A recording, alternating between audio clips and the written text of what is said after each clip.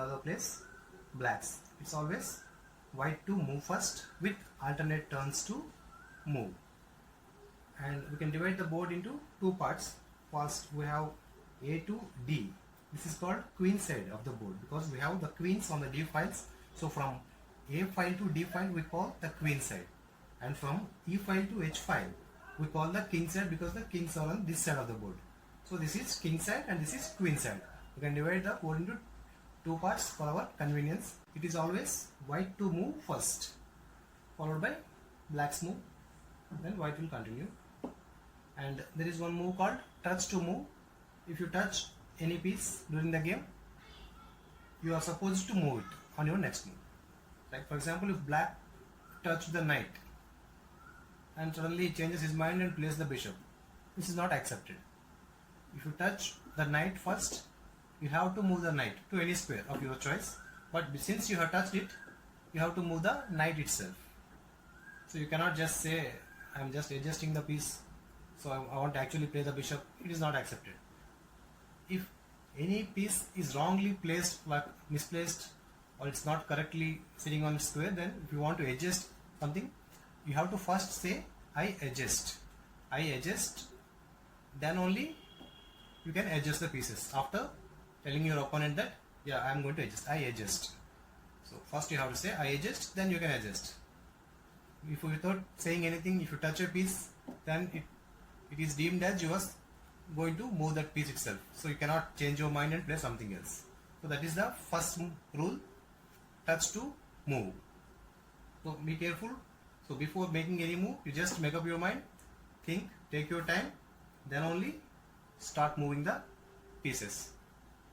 So don't be in a hurry to make your move and touch the pieces unnecessarily. And there is one piece on the board which you are never allowed to touch. Can you guess what it is?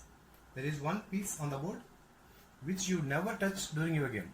You are not supposed to, in fact. What is that piece? It is your opponent's king. Yes, you heard it right. It is your opponent's king. For example, you are playing whites. You will never be allowed to touch your opponent's king during the game, even during checkmate also, because the word checkmate means to arrest the king, to arrest, only to arrest. We will never capture the king. So the purpose of the war is to only defeat your opponent's king, not to kill him. So we never kill the king. So since we never capture, you are never allowed to touch him. So that is the one piece on the board which you should never touch during the game. So we only arrest the king. We can only do checkmate to him, but we cannot capture him. We never, in fact. So that is the one piece which you will never touch during the entire game. Your opponent's king. And more importantly, you should always use your one hand only. During the game, if you started the game with right hand, you should continue with right hand only. You cannot in between include your left hand also. That is not allowed. If you started with right hand, you have to continue with right hand.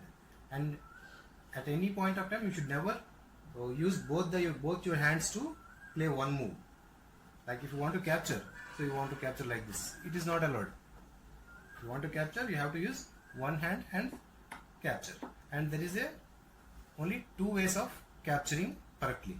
That is, one way is either by holding your piece in one hand, then replacing it with your opponent's piece, then removing that piece from the board.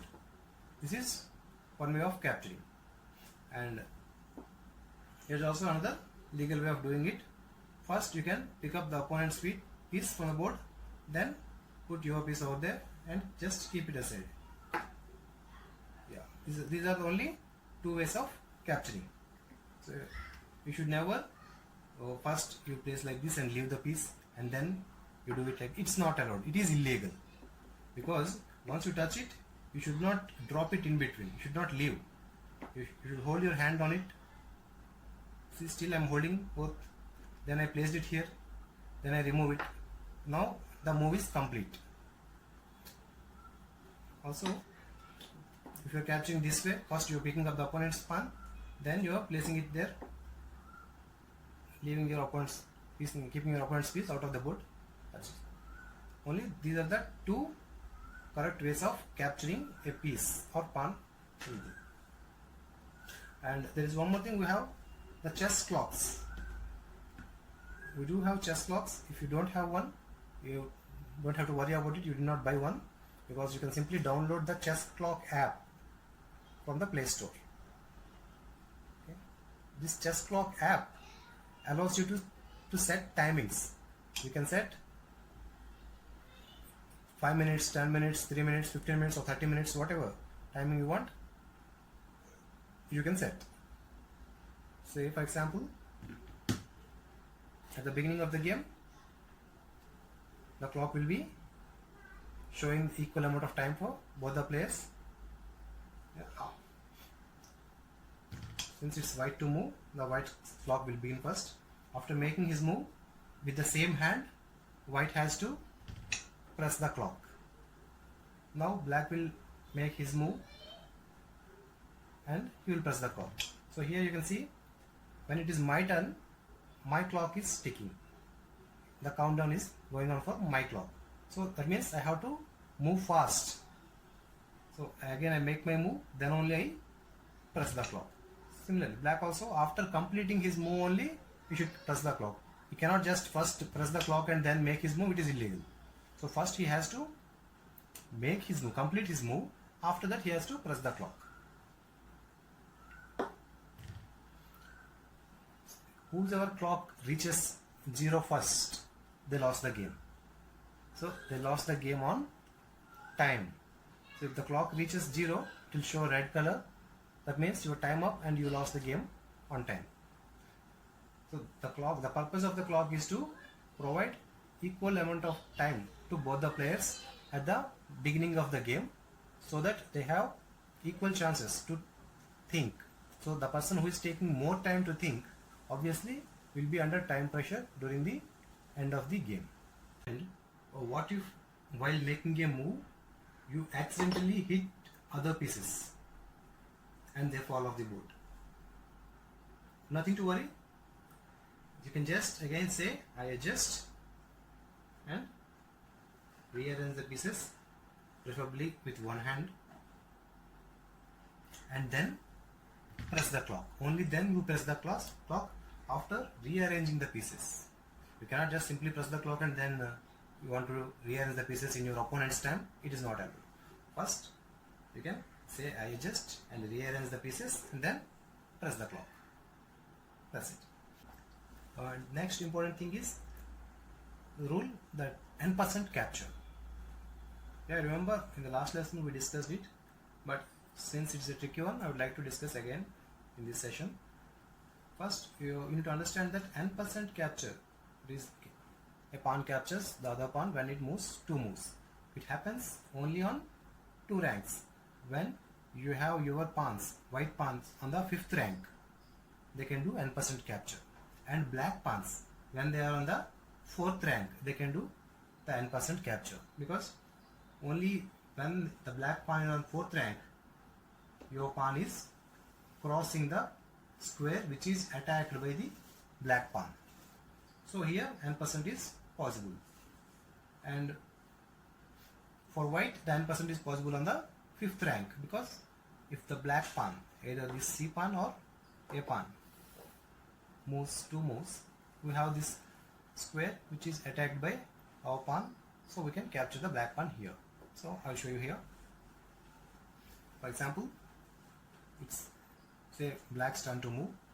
He moved this A pawn to A5, 2 moves. So here n% capture.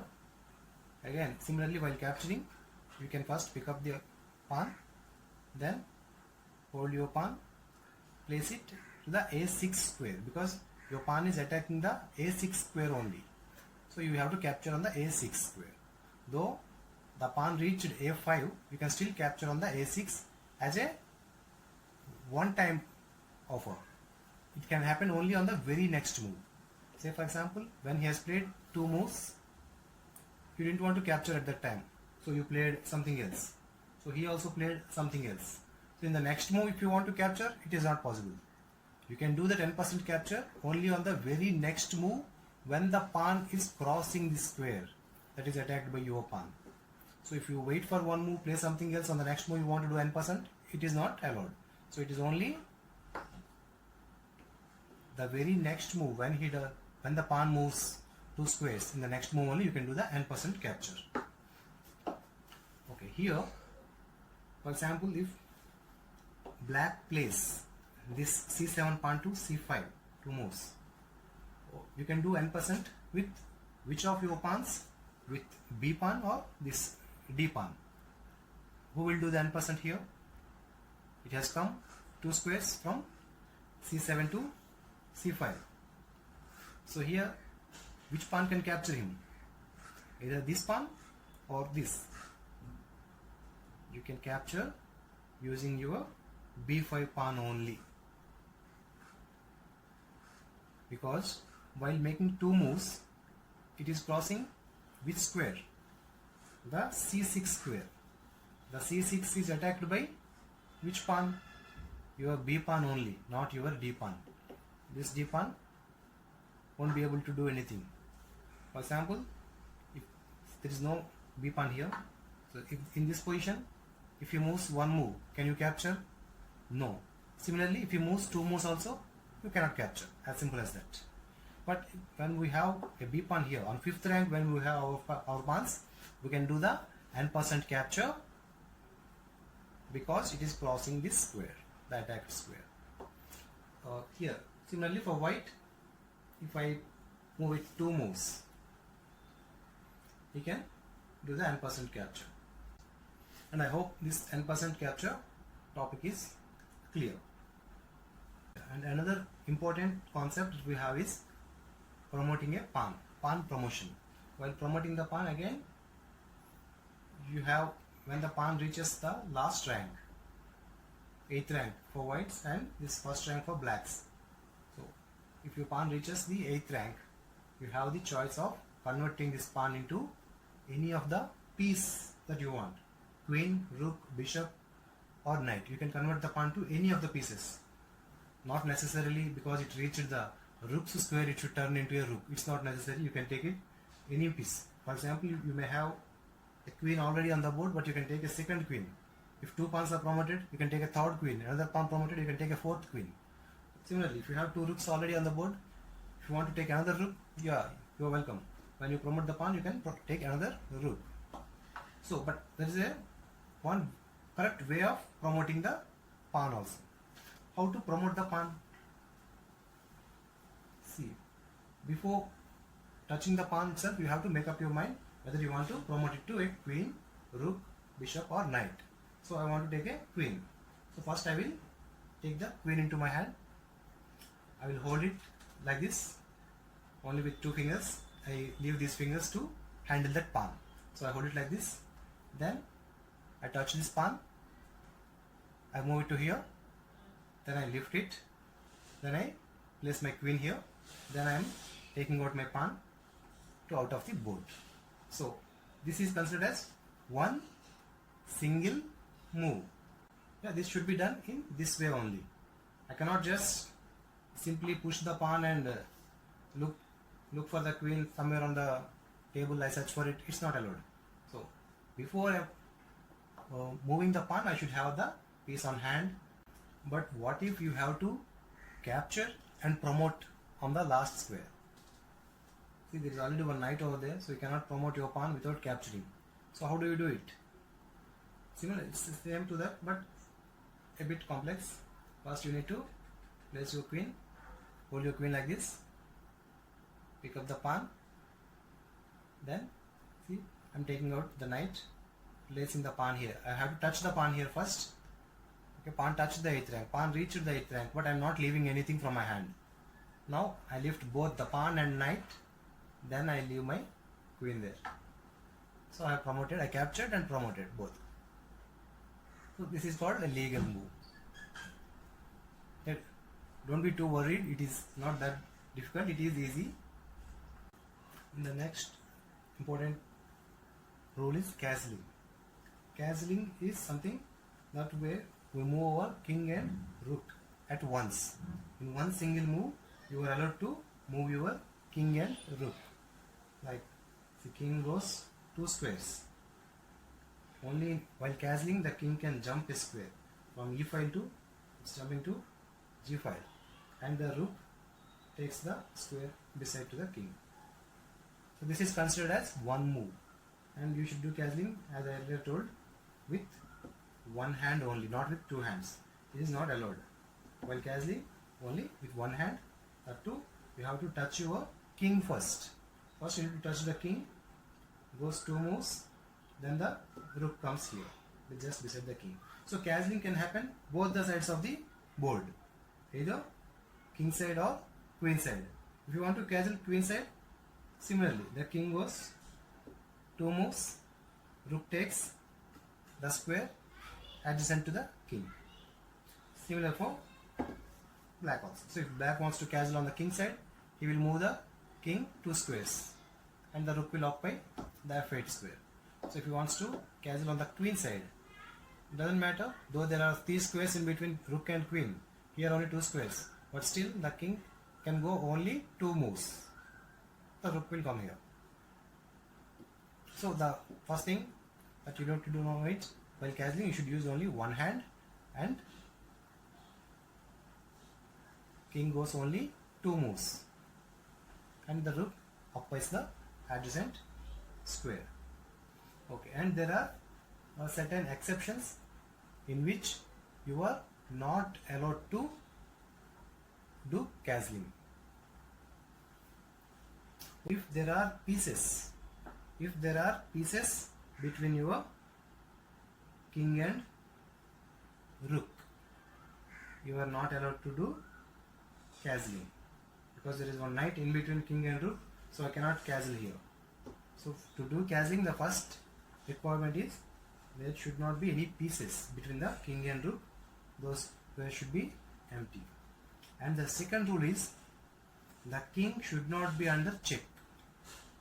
For example, if he has set a check, so while the king is in check, I cannot go for castling. It's not allowed. So I have to either defend my king, block him, or I have to move away. So, but I cannot castle while the king is in check. Also, if you have already moved your king, so earlier during the game, somewhere you moved your king and again it came back to its original square, still you cannot do castling because you already touched and moved your king. So the king should not be moved earlier during the game. That's the first rule, and same applies to the rooks also. If you have already moved your rook, again it brought it back to the original square. Now you cannot castle this side on the king side, but you can castle on the queen side because you have not touched this rook and this king. You can castle on the queen side but not on the king side. Okay, and while castling you are moving your king into check. During that time also castling is not allowed, because see, if I castle queen side here, I am moving my king into check because it is attacked by the queen. So when the king is attacked, going under attack or into a check, castling is not allowed. Also, when the king is crossing or jumping a square, that is under check. So if black wants to castle here to the king side, can he castle? No, because he has to cross the f8 square, and the f8 square is attacked by my queen. So since this square is under attack, he cannot castle this side, but he can castle the queen side.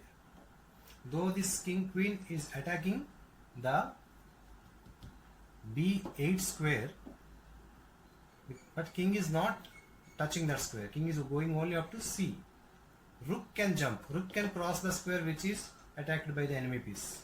Rook can jump. Here also you can see my rook is under attack by black's queen, but still I can castle. The rook can be under attack. The rook may cross a square that is being attacked, that we have seen, but the king cannot jump a square that is under attack neither he can move into a square that is also under attack. Illegal moves. What are illegal moves? So far we have discussed all the important rules. So if you don't abide to them and play something against the rules, that is called illegal. Like, you should not castle when the king is going into check, but you have castled. So this is called illegal. And two illegals during a game will result in loss of the game. For first illegal, you will be warned, but for the second illegal, the game is lost. So your opponent will be declared as winner. So you got to be very careful with illegal moves. Let us see what are the other illegal moves that are involved.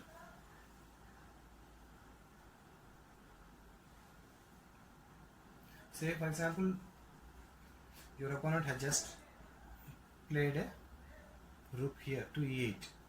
What he is doing is he gave a check to your king.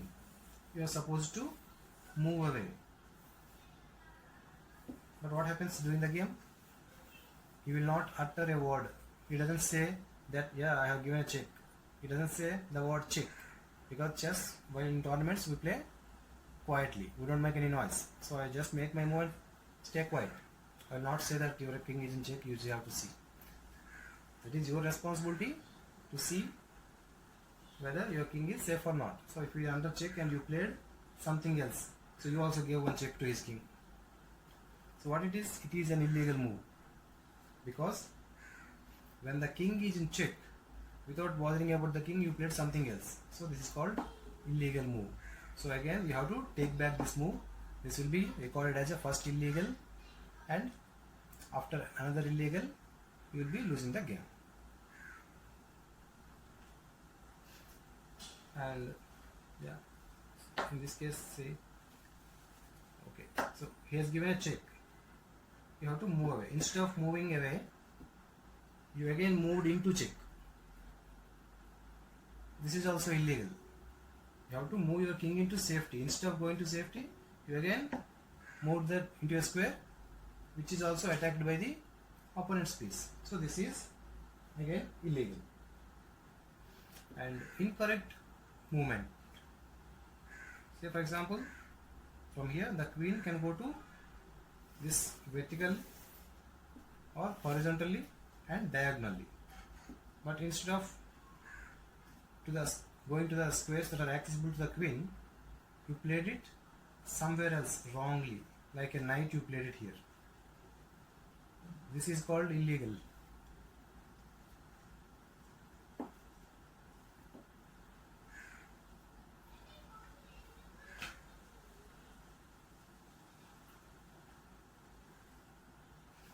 Similarly, the rook also can go either horizontally and vertically only, but instead you played it like this, like a bishop. So this is called illegal move.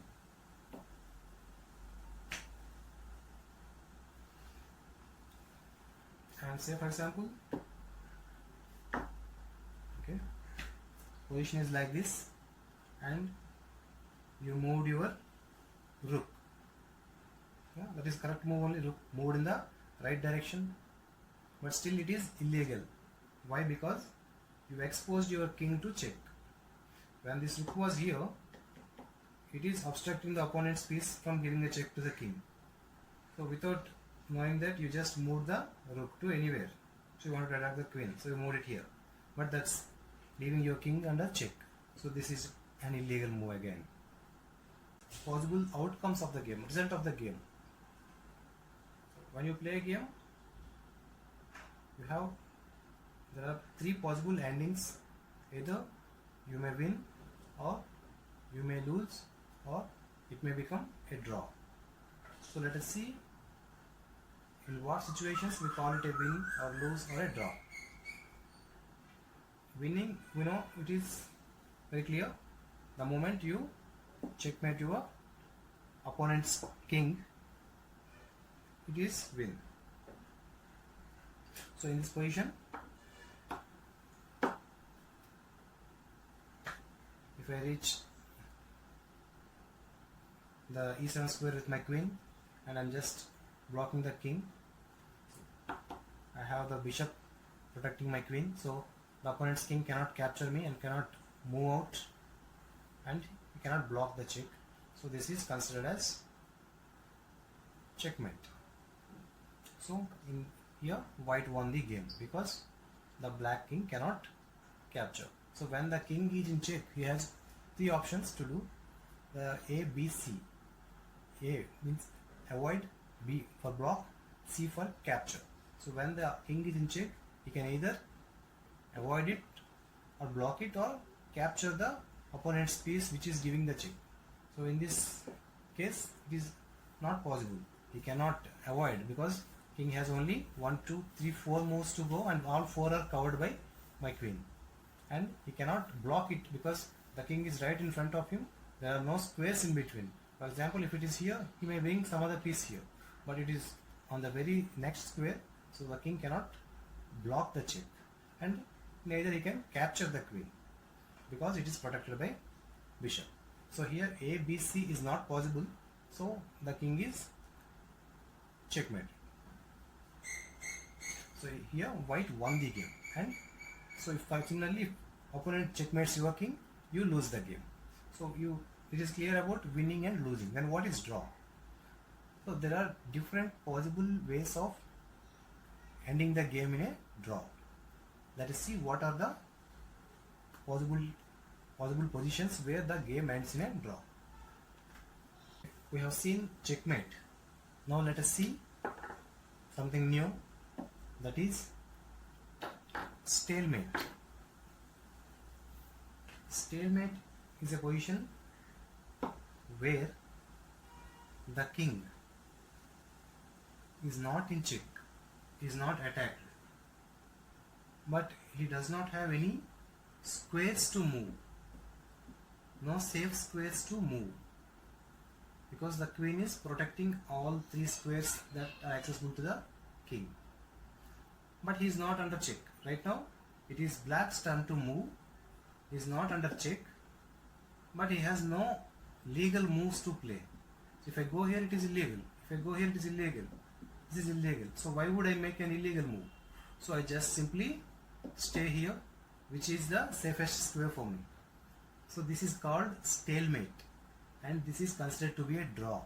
So white has a huge material advantage, 2 rooks, 3 pawns, bishop, queen, everything, but still the game ends in a draw, and both the players will be given half a point. So during end games we will discuss this. White needs to be careful, not necessarily white, any side which is having the piece majority who wants to declare mate, checkmate, should be careful not to end the game in a stalemate. So in this situation we have seen black king does not have any moves, and he has no other pieces on the board to move. For example, if he has a pawn here, it is not draw. He cannot move the king, but he can move the pawn. So in the very next move I will do checkmate. If not 1 move or 2 moves, yeah, this is checkmate. So if he has other pawns or pieces to move, then it is not stalemate. If he has nothing on the board to move, then we consider it stalemate. Similarly, look at this scenario. If the pawn is already here, again it's black's turn to move. Is it a stalemate or not? It is stalemate because he has a pawn, but he cannot move. See, pawn is already obstructed by the bishop, so he cannot go this way, and there is nothing here to capture, so the pawn cannot go further. King cannot move, so again it is a draw. Not necessarily one pawn. Say he has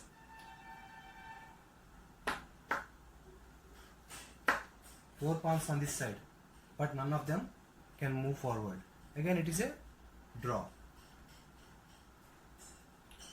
Another situation again where black's king is cornered, but he is not in check. He has a pawn and knight. Like we have seen in the previous example, here also the pawn cannot move. He has a knight. Can he move the knight?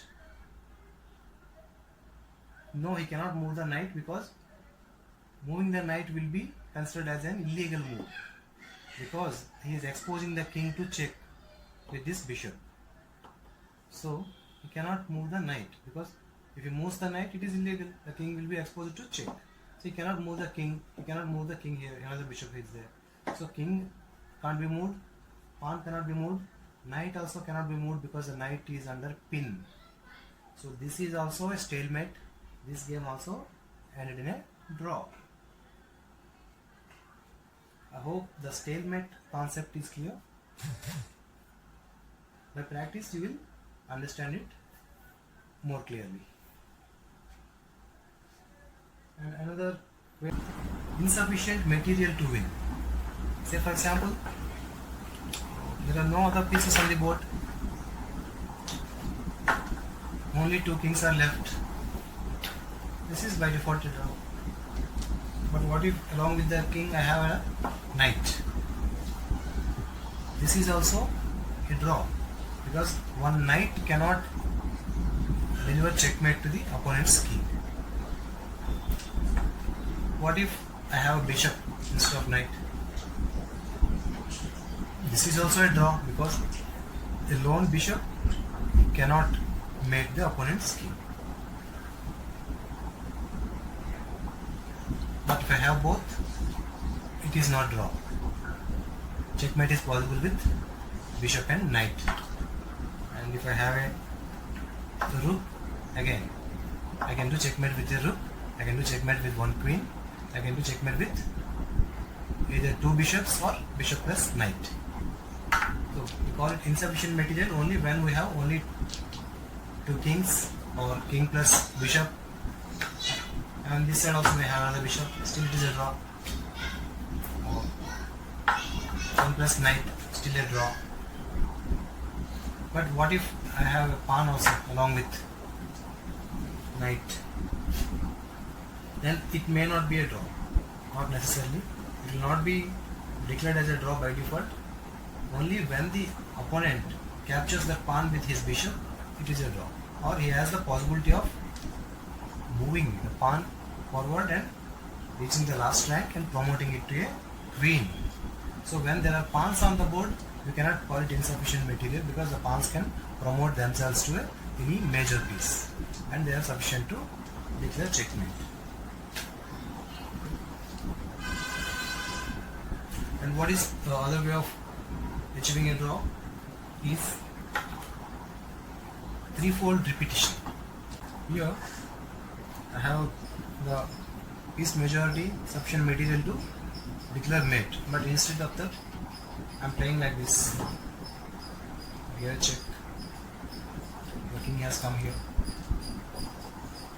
so again I give another check. The only square the king has is g8, so I am giving check again. So you see this position has come already twice. This position also appeared twice. And again, see, third time the position Threefold repeated. repetition. Now black, before making his move, he can claim the draw, saying the position already repeated 3 times. So this is called a threefold repetition. When the same position repeats 3 times on the board, not necessarily in the sequence of moves. It can be during beginning of the game, the same position arised, again the same position in the middle of the game or end of the game you find, you can still claim a draw. And there is one more rule where the game will be declared as a draw is the 50 move rule. Say for example, in doing the last 50 moves, there are no pawn movements or piece captures, the game is considered to be a draw. Remember, the number is 50, not 15 or 16. For the last 50 moves, if there are no pawn moves, either there are no pawns or the pawns, all the pawns are blocked. So in this situation also there will be no pawn moves when all the pawns are blocked. So if there are no pawn moves in the last 50 moves, or there are no captures, Nobody captured anything. So in that case also, the game will be declared as draw. This is where the draw arises is draw by agreement, when both the players agree for a draw. Maybe because of the equal material on the board or the position.